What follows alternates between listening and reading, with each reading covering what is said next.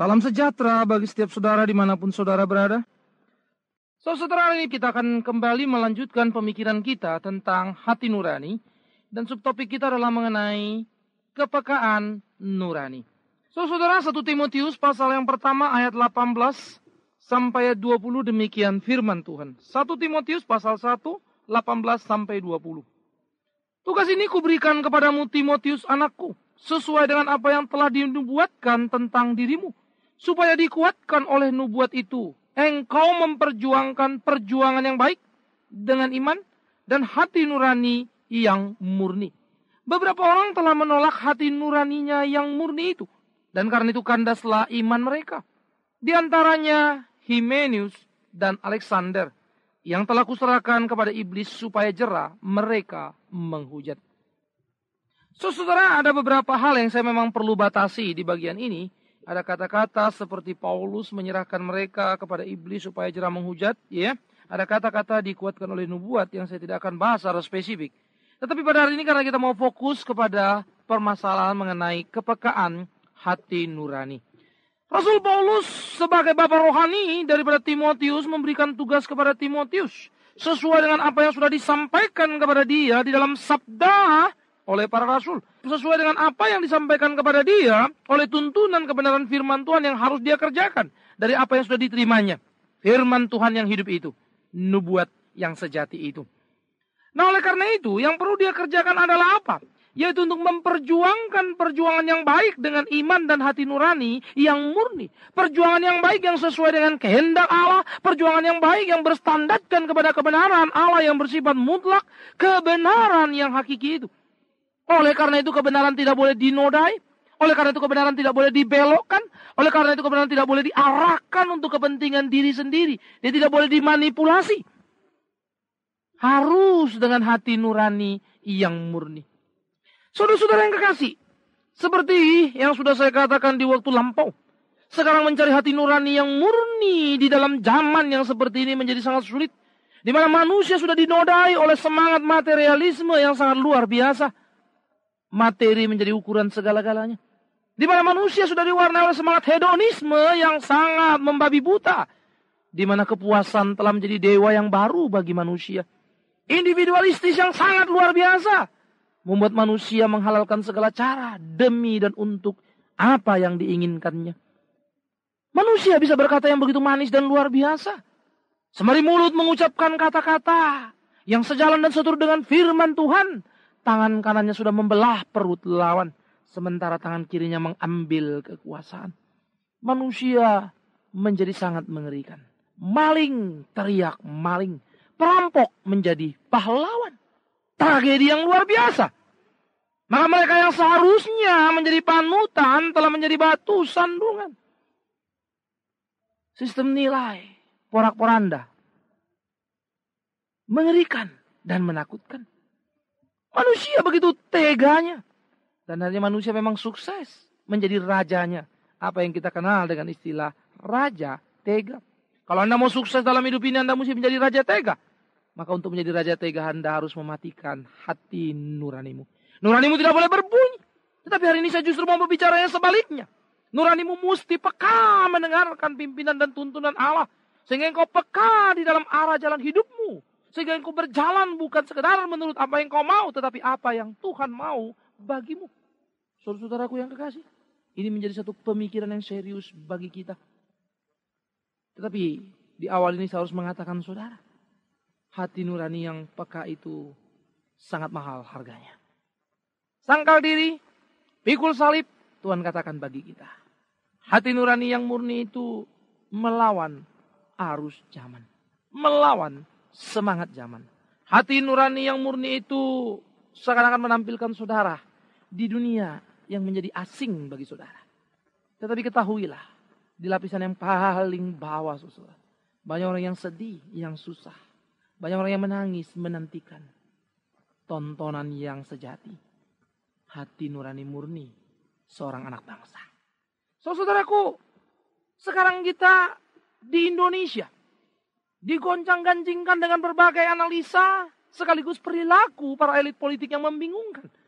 Saya banyak ditanya orang seputar pemilihan presiden, kira-kira siapa? Saya gampang berkata kepada mereka, saya bisa menjawab secara analisis.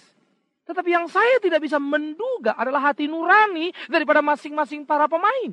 Di mana hati nurani mereka? Murnikah? Di mana hati nurani mereka? 5 miliar kah? Di mana hati nurani mereka? Itulah pertanyaannya, saudara. Dan hati nurani itu tidak bisa saya deteksi. Iya, bagi saya menjadi sangat sulit.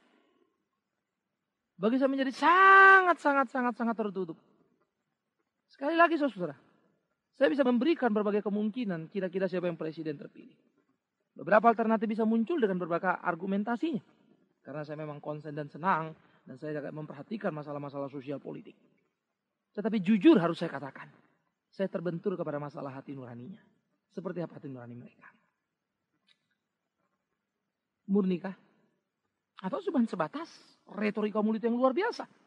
Tetapi dengan jujur juga harus saya katakan, saudara. Demokrasi di negara kita masih sebatas kata.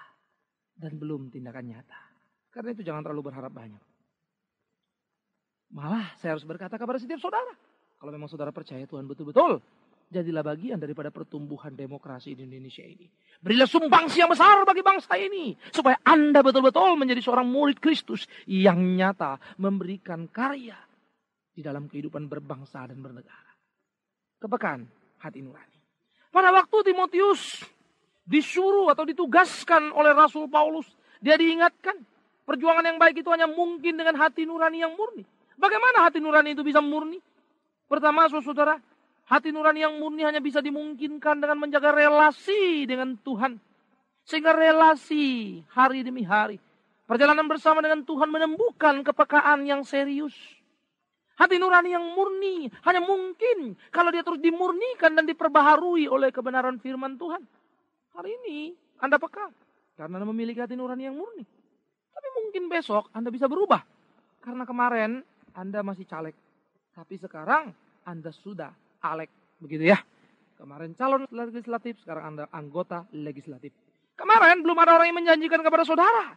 1, 2, 3 atau 5 miliar. Atau mungkin sudah naik 10 miliar. Tapi sekarang ada yang menjanjikan saudara. 5M. Wah, saudara. Berapa tahun saudara harus bekerja untuk mendapatkan 5M itu? Wow. Tidak terbayang. Tunai lagi, saudara. Luar biasa sekali ya. Wah. Masa sih saudara mau nolak? Cuma mencet tombol setuju. Atau cuma menulis kertas untuk sebuah nama yang memberi Anda 5 miliar. Gampang sekali. Bukan 1 hari. Cukup 2 detik. 5 miliar. Di mana saudara mau dapat itu? Siapa yang punya penghasilan seperti itu? Tidak ada di muka bumi. Maka Anda yang sudah jadi alek mempunyai kesempatan. Pertanyaannya, apakah Anda tidak tergiur? Apakah Anda tidak akan berpikir, bagaimana mungkin aku dapat ini? Jangan langsung berteriak dan berkata, oh tidak, idealismeku sangat tinggi. Idealisme sebatas konsep, saudara. Anda boleh tinggi karena belum ada tawaran. Anda mungkin makin hebat ketika ada benturan. Tetapi ketika datang tawaran-tawaran ini, hati-hatilah. Saya selalu berkata, kalau antikris yang selalu dikumandangkan oleh banyak orang adalah antikris yang mendatang di dunia ini nanti dengan bentuk-bentuk yang menakutkan, yang mengerikan. Bagi saya antikris itu terlalu goblok, terlalu bodoh. Kenapa, saudara? Kalau dia datang dengan bentuk yang menakutkan, penderitaan seringkali dan banyak sekali sudah terbukti dalam sejarah membawa kita dekat sama Tuhan. Iya. Justru dalam penderitaan kekristenan bertumbuh. Tetapi saya sangat mengerikan dan sangat menakutkan bagi saya justru antikristus itu datang dalam bentuk yang menyenangkan. Bidadari dengan senyum yang menawan. Bukan saja bidadari dengan senyum yang menawan. Tetapi dia datang menjadi orang yang dermawan. Memberikan uang berlimpah pada saudara. Cukup dengan menyangkal hati nurani saudara. Oh, dia seorang yang luar biasa. Yang memberikan kenikmatan yang tidak pernah terbayangkan. Wah. Masihkah hati nurani Anda peka untuk mendengarkan suara kebenaran? Ternyata saudara, di dalam perjalanan kekristenan, maka Rasul Paulus mengingatkan kepada Timotius, beberapa orang yang sudah jadi Kristen, beberapa orang yang sudah ada di dalam kelompok kita, Beberapa orang yang berjanji setia. Saya pakai pinjam istilah saudara ya. Pada partai kita. Saudara, pada partai kita. Mereka yang begitu luar biasa itu kemarin loh. Sekarang hati nuraninya sudah tidak murni lagi. Mereka tidak lagi memiliki kepekaan. Karena itu kandaslah iman mereka. Mereka menjadi orang-orang yang jahat. Mereka menjadi orang-orang yang mengerikan. Mereka sudah menjadi musuh kita. Khususnya si Alexander tukang tembaga itu. Dia telah berbuat banyak kejahatan terhadap aku. Tuhanlah yang membalas menurut perbuatannya. Itu saudara bisa baca dalam 2 Timotius pasal yang keempat ayat ke-14. Alexander itu nakal, Alexander itu jahat begitu saudara ya. Wow, ia sudah membuat kejahatan kepada Rasul Paulus yang baik itu.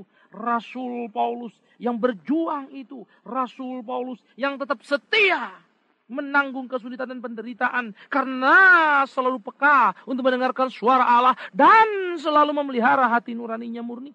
Rasul Paulus yang sebagai rasul tidak pernah memikirkan amplop lebih dari apa yang mesti dikerjakannya. Rasul yang pernah berkata kepada orang-orang di Korintus, upahku adalah ketika aku tidak menerima upah dari kalian dalam memberitakan Injil.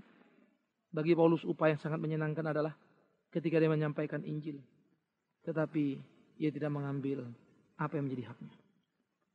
Saya malu saudara. Kagum sekali dengan rasul ini. Luar biasa sekali. Ya rasul yang tidak sekedar berteriak supaya jemaat membawa rupiah bagi dompet sang gembala. Dia rasul yang justru membuat kemah, membuat tenda untuk menghidupi dan tidak membebani jemaatnya.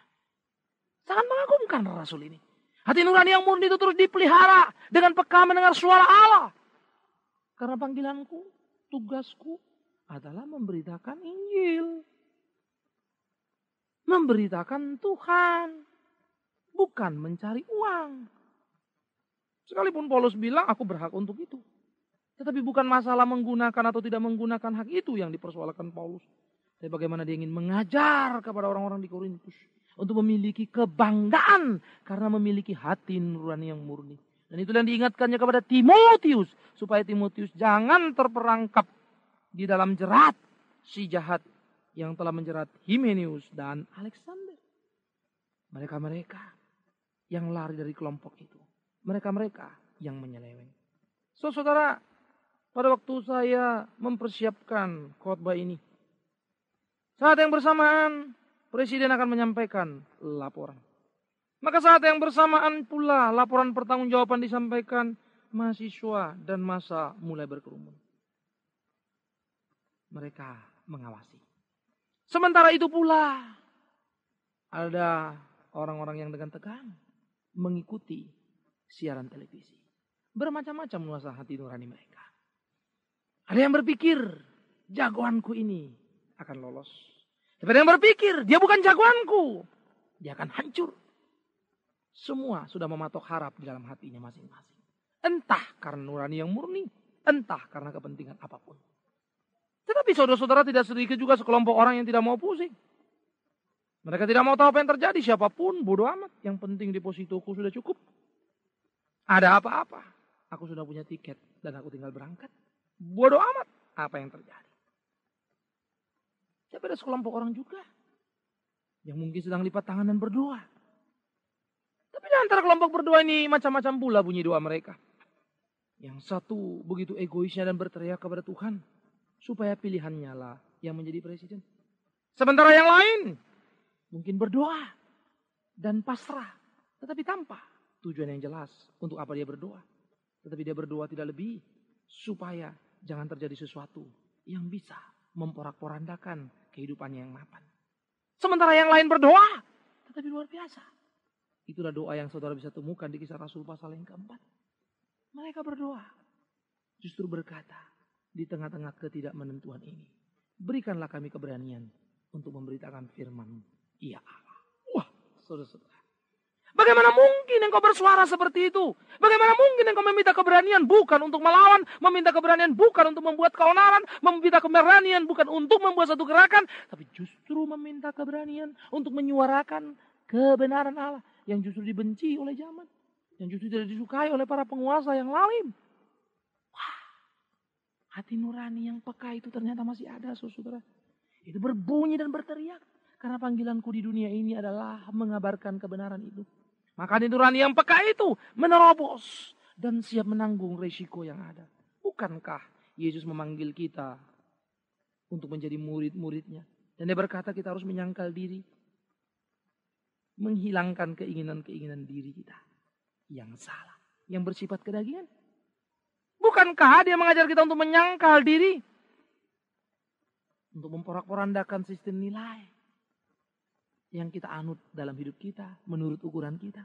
Bukankah dia menyuruh kita menyangkal diri? Supaya kita mendengarkan apa yang ingin dia katakan, bukan apa yang kita inginkan. Dan selesaikah? Tidak. Dia menyuruh kita memikul salibnya. Kesulitan-kesulitan harus kita alami karena kebenaran. Karena di dalam sanalah, ketika kesulitan terjadilah, ketika benturan terjadilah, hati nurani semakin peka. Maka saudara, saya ingin mengajak setiap saudara di tengah-tengah kehidupan berbangsa, bernegara ini. Mari berdoa, tapi janganlah berdoa untuk keegoisan saudara. Supaya kelompok saudara yang menang. Sementara saudara tidak pernah periksa kelompok saudara itu benar atau tidak benar. Analisa saudara itu berdasarkan keinginan pribadi toh, atau memang saudara memahami kehendak Allah. Jangan lupa, Allah pun bisa memakai Firaun jika Allah memerlukan itu. Allah bisa memakai orang jahat, pemerintah yang lalip untuk membentuk umatnya. Sebaliknya, Allah pun bisa mengangkat Yusuf sekalipun itu ada di Mesir. Dan Allah bisa menempatkan Daniel sekalipun itu di pembuangan. Menarik sekali kan? Tetapi jangan lupa saudara yang kekasih. Allah bisa memakai raja-raja lalim untuk menghancurkan kita. Persis seperti Raja Babel. Di mana orang-orang Israel dibuang. Tetapi di sana pula Daniel diangkat. Persis seperti Firaun. Di mana orang-orang Israel ditindas di Mesir. Tetapi di sana pula Tuhan pernah menempatkan seorang bernama Yusuf. Saudara-saudara, itu hidup. Maka dengan memahami kebenaran yang utuh itulah muncul kepekaan di dalam hati kita. Kepekaan nurani kita. Maka dengan nurani yang peka itu kita bisa melihat, kita bisa menganalisa, dan kita bisa memutuskan sesuatu yang semakin dekat kepada kehendak Allah. Yang semakin dekat kepada apa yang Allah mau. Sehingga kita makin boleh menyenangkan hatinya. Maka hati nurani yang peka itu juga perlu kita pelihara di dalam hati kita. Supaya dengan hati nurani yang peka itulah kita hidup di tengah-tengah dunia ini. Tersentuh dan menangis bersama orang yang menangis. Tetapi berbahagia pula lah bersama orang yang berbahagia dan tertawalah bersama mereka. Hidup dan masuk dalam kesulitan mereka. Memahami apa menjadi pergumulan mereka. Hati nurani yang peka membuat kita tak sekedar memikirkan apa yang kita butuhkan pada hari ini. Tetapi melihat juga apa yang didapatkan orang. Dan kita pun berpikir, kasihan sekali sih. Oh, lalim sekali ini. Oh, itu tidak benar. Maka hati nurani yang peka itu akan membuat saudara gelisah jika saudara hanya berdiam diri dan tidak bertindak dalam hidup ini. Hati nurani yang tidak peka akan membuat saudara gelisah ketika saudara tidak mewujudkan apa yang dikehendaki Allah. Hati nurani yang peka akan membuat saudara makin sadar arti menjadi anak Allah. Saudara, sebagai seorang percaya, kita tidak mungkin lepas tangan dari kehidupan berbangsa dan bernegara. Kita tidak mungkin hanya sekedar melipat tangan dan berkata, Tuhan tolonglah kami. Lalu berpuasa beberapa hari. Tapi kita pula perlu untuk turun. Mungkin memberi makan bagi mereka yang lapar. Minum bagi yang haus. Mungkin memberi pakaian bagi yang telanjang. Dan menyembuh mereka yang dipenjara. Untuk memberikan penghiburan. Bukankah Yesus selalu hadir di sana? Mengapa kita tidak? Jikalau kita tidak di sana, maafkan saya. Mungkin hati nurani kita sudah mati. Sehingga kita begitu tegar, begitu tenangnya. Hanya tinggal di dalam tembok gereja. Dengan AC yang nyaman. Puji-pujian dari organ yang indah. Suara yang merdu. Tanpa pernah berpikir apa yang sedang terjadi di luar sana. Tanpa pernah berpikir apa yang sedang terjadi dalam hidup perjalanan bangsa ini. Saudara, saya ambil bagian mengingatkan saudara. Saya ambil bagian dalam bentuk yang lain. Oh, saya menggerakkan beberapa anak-anak. Mari kita menolong anak-anak yang putus sekolah. Puji Tuhan, ada 100 anak yang boleh kami layani saat ini. Saya menjadi motor. Karena keterbatasan dalam banyak hal, khususnya finansial. Tetapi saudara, luar biasa Tuhan. Anda mungkin tidak punya uang, tapi Anda pun bisa berbuat. Kalau hati nurani peka, ia akan menjadi dorongan. Maka dorongan akan melahirkan satu tindakan. Maka tindakan akan menjadi sebuah pujian. Maka pujian akan memuliakan nama Tuhan. Mengapa diam? Mengapa tidak melihat sekitarmu? Mengapa diam? Mengapa tidak menganalisa situasi negaramu? Dan berikan kontribusi melalui komisi anak, komisi remaja, komisi pemuda, atau komisi dewasa dimanapun saudara melayani. Di gereja. Mulai keluarlah. Jangan terbatas tembok-tembok gerejamu. Mulai keluarlah. Jangan terbatas pada pagarmu. Mulai keluarlah. Katakanlah A untuk A. Dan B untuk B. Takut untuk takut. Dan bijak untuk bijak. Maka dengan demikian, saya berdoa, hati nuranimu makin peka. Bekerjalah dengan hati nurani yang peka. Tuhan memberkati.